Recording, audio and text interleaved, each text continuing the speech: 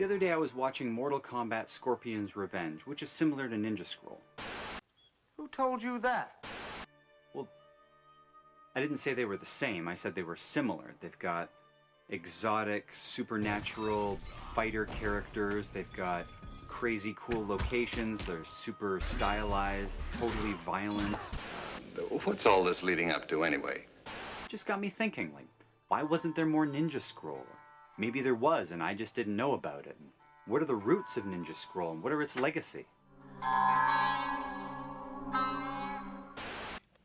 Bet it's gonna be great, huh? Yeah, Norm, it is. It is gonna be great. I'm going to assume that we've all seen Ninja Scroll, but just in case, let's do a recap for clarity so that we're all on the same page. So what is it? In the shortest possible explanation, Ninja Scroll is a mid-90s Japanese animated movie about a host of exotic ninja warrior characters, a plot against the shogunate, and it's very stylized and very violent. Let's go back to 1996. Betaborn. Yeah, we've only got one copy. It needs to be rewound. Come to Rogers Video for lots of new releases, DVDs, games, and free phone reservations. Rogers Video, your total entertainment store. Imagine. So it's 1996. You're in the video store with your parents, and you've got to pick something.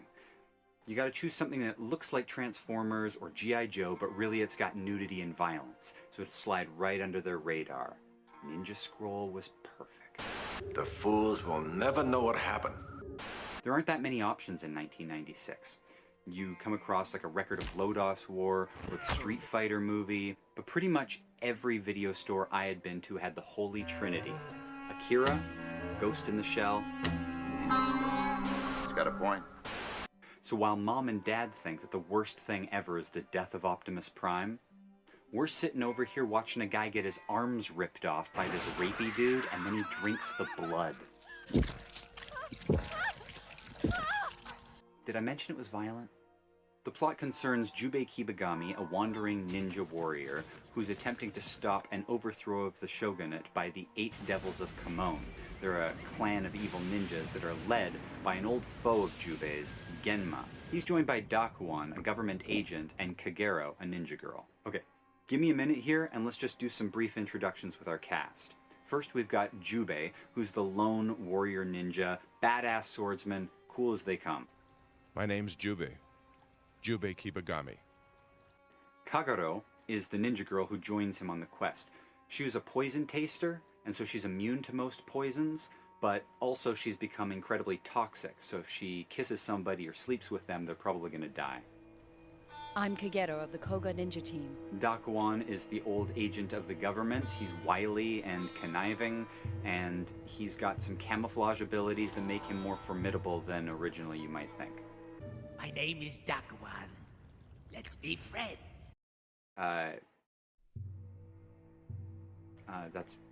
That's nice, but I don't think that we... Yeah, I don't... It's just weird. Genma is the leader of the 8 Devils of Kamon. He knows Jubei from their past and was also beheaded by him. His powers are huge chin, thick neck, and immortality.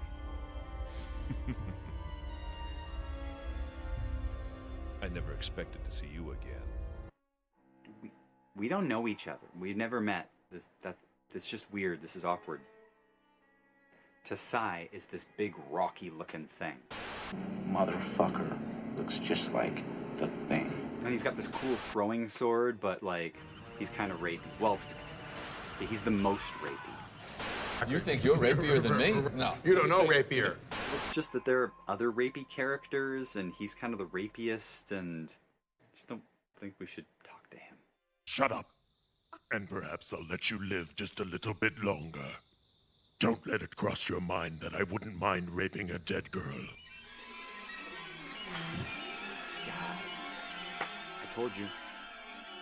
Benesato is a tattooed snake woman whose snakes do stuff. Oh, that's tacky. That's really tacky. And Mushizu has a wasp's nest in his back. That's a funny thing to say. I know. It's weird. Shijima has a projectile metal claw, and he also melts into the shadows and talks about himself in the third person. How on earth could he have dodged Shijima's claw? And then we've got the blind swordsman in the tradition of Zato Ichi. I am Utsutsu Mujuro. I have longed to challenge you. Yurimaru is Genma's second, and he has electric tooth claws. If he is, you're bloody mad.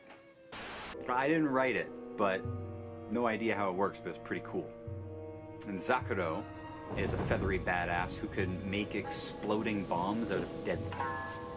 Which is pretty gross. What? Yeah, I guess it looks like she cuts them open, and she fiddles with their insides, and then she sews them back up again, and then they explode. Oh, no!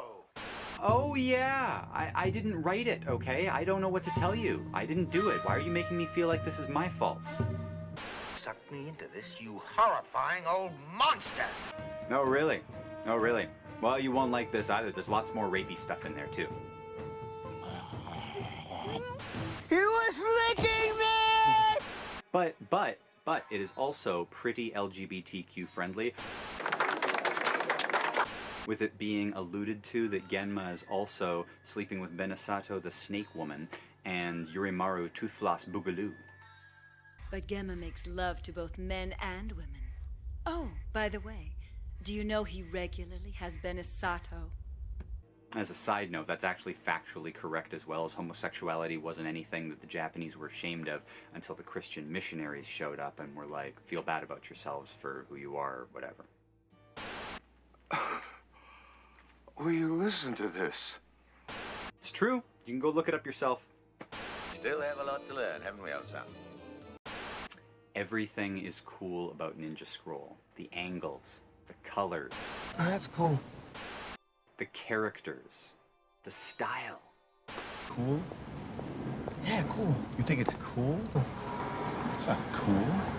It's commie bullshit. That's your opinion, big boy. All of the violence is exaggerated for effect, and it is very visceral and very cool looking. But I think that something else that's really appealing about it for the viewer is the way we move from location to location, and there are all these really like exotic places, and you chain them together and there's no filler. So we can move from the wooden bridge fight sequence in the opener, to the Plague Village, to the tree fight, to the monastery battle, the fireflies, to the hot springs, the snowy mountain pass in flashback, to the bamboo grove, to the hold of a burning ship.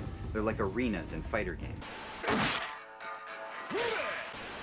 I'm afraid he's liable to be not too coherent. I'm coherent. They even mentioned it on the director's commentary track. There's only one Akira, but there are multiple Ghost in the Shell movies, TV series, even a live-action adaptation. So why not Ninja Scroll?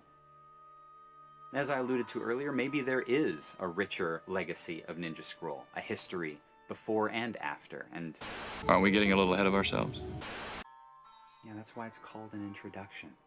Anyway, to explore this further, we're going to follow three main threads. That of historical figure Yagyu Jubei, historical fiction author Futaro Yamada, and Ninja Scroll director Yoshiaki Kawajiri. We're going to try and do this in a loosely chronological order, but we're probably going to have to jump around a little bit here and there as well. Now let's back it all the way up to the 1600s.